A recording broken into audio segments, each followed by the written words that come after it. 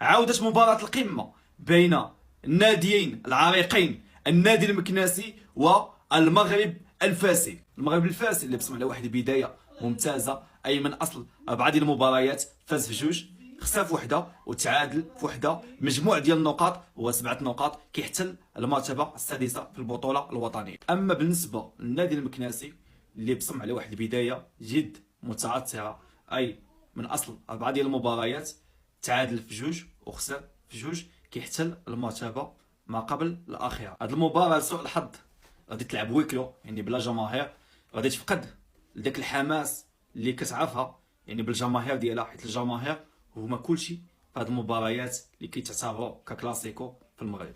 هاد المباراة هادي غتكون مع السادسة مساء بتوقيت المغرب في الملعب البلدي بالقنيطرة. خليو لي في التعليقات التوقعات ديالكم على هاد المباراة هادي، والتعليق اللي غيكون عنده الإجابة صحيحة غادي